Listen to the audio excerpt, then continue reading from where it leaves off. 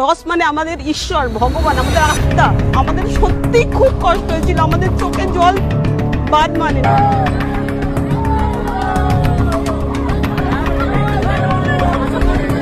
তারা কথা বলতে আসেনি, তারা ভাঙচুর করতে এসেছে।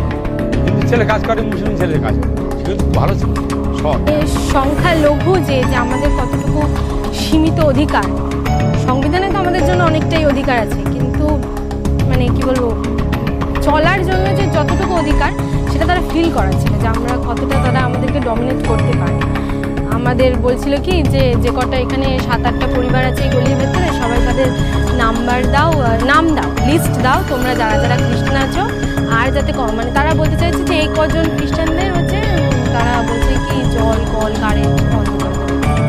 অ্যাকচুয়ালি রোববার দিন টাইমটা ছিল ধরুন 2টো থেকে 2:30টা। সেই টাইমে কিছু মানুষজন এসে হঠাৎ তারা ভাঙচুর আরম্ভ শুরু করে। তারা বলছে এটা হিন্দু পাড়ার মধ্যে তাহলে চার্চ হবে কেন? এখানে তোমরা টাকা দিয়ে খ্রিস্টান করছো, এখানে এই যে টাকা দিয়ে খ্রিস্টান করছো, হিন্দু পাড়ার মধ্যে এখানে কোনো চার্চ হবে না। তাদের এটা মূল বক্তব্য ছিল। বলছে যে খ্রিস্টানদের তো শাখা সিঁদুর পরতে নেই। আমি বললাম কে বলেছে খ্রিস্টানদের শাখা সিঁদুর পরতে নেই? বলে এটা তো শুধু হিন্দুরাই পরে শাখা সিঁদুর স্বামীর মঙ্গলের জন্য। হ্যাঁ, তো আমি বললাম কি শুধু হিন্দু মানে তাদেরই শাখা সিঁদুর পরার অধিকার আর তাদেরই স্বামীর মঙ্গল কামনার অধিকার, আর কারণ নেই? আমরা যদি কনভার্ট হবো তাহলে আমাদের পয়সা যদি আমরা পাবো তাহলে তো আমাদের বিল্ডিং হতো, আমরা তো ঝুঁকি বাড়িতে থাকতাম না, আমরা লোকের বাড়ি কাজে যেতাম না।